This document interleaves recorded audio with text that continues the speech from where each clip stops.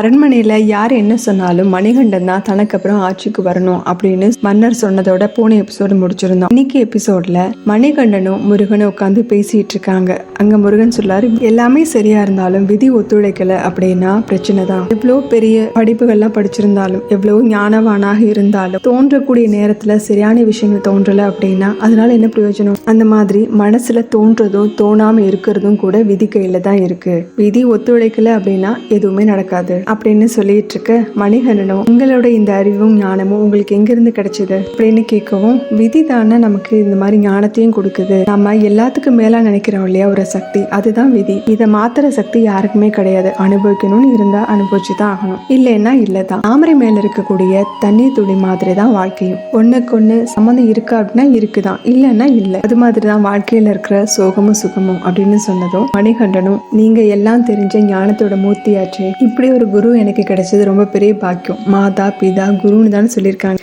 நாம தந்தையை தான் வணங்குறோம், ஆனா குருமார்களையும் கூப்பிட்டு அவங்களையும் பூஜிக்கணும் இல்லையா அப்படின்னு அவர் சொல்லிட்டு இருக்கும் போதே அந்த இடத்துக்கு சக்கரபாணி வரான். சக்கரபாணி வரும்போது அவனோட கண்களுக்கு முருகன் உட்கார்ந்து இருக்கிறது தெரியல. இவர் யார்கிட்ட பேசிட்டு இருக்காரு அப்படின்னு தெரியாம குழம்பி போய் நிக்கிற சக்கரபாணி ஏதோ ஒரு பிரச்சனை இருக்கும் போல இருக்கு அப்படின்னு நினைச்சிட்டு உடனடியா மந்திரி கிட்ட போய் இதை சொல்லலாம் அப்படின்னு அங்க இருந்து கிளம்புறான். அதே நேரம் மணிகண்டன் முருகன் கிட்ட, நான் இந்த விஷயத்த என்ன செய்யணும் நீங்க தான் எனக்கு தெளிவுபடுத்தணும் அப்படின்னு சொல்லிட்டு இருக்காரு. அடுத்த காட்சியில சக்கரபாணி மந்திரியோட இடத்துக்கு அலறிக்கிட்டே ஓடி வரான். எங்க இருக்கீங்கன்னு தேடிட்டே ஓடி வந்து பார்த்தா எங்க மந்திரியும் ரொம்ப ஆச்சரியத்தோட பாத்துட்டு இருக்காரு. எதுக்கு இந்த மாதிரி ஓடி வரான் அப்படிங்கிற மாதிரி. நம்மளோட பிரார்த்தனை பழிச்சிருச்சு, மணியனுக்கு சித்த பிரம்ம பிடிச்சிருச்சு அப்படின்னு ரொம்ப சந்தோஷமா சக்கரபாணி சொல்லவும், என்ன அபத்தமா பேசிட்டு இருக்க அப்படின்னு சொல்றாரு மந்திரி. நான் அபத்தம் எதுவும் சொல்லல, உண்மையை தான் சொல்றேன் அப்படின்னு சக்கரபாணியும் சொல்றான். சித்த பிரம்மையா அப்படின்னு மந்திரி கேட்டதும், ஆமா, நான் ஒரு இடத்துல இப்பதான் மணிகண்டனை பார்த்தேன். யாருமே இல்லாத இடத்துல கையெல்லாம் அசைச்சு யாரோ இருக்கிற மாதிரி நினைச்சு பேசிட்டு இருக்காரு அப்படின்னதும், நீ பாத்தியா அப்படின்னு கேட்ட, நான் நேர்ல பார்த்தேன், இது நடந்தது அப்படின்னு சொல்லவும் ரொம்ப சந்தோஷப்படுற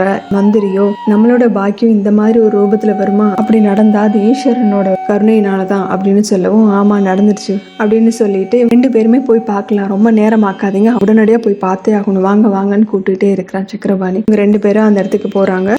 இதோட இந்த எபிசோட் முடியுது. அடுத்த எபிசோட்ல பார்க்கலாம். சேனல் லைக் பண்ணுங்க, ஷேர் பண்ணுங்க, சப்ஸ்கிரைப் பண்ணுங்க, பெல் பட்டனை பிரஸ் பண்ணுங்க. தேங்க்யூ.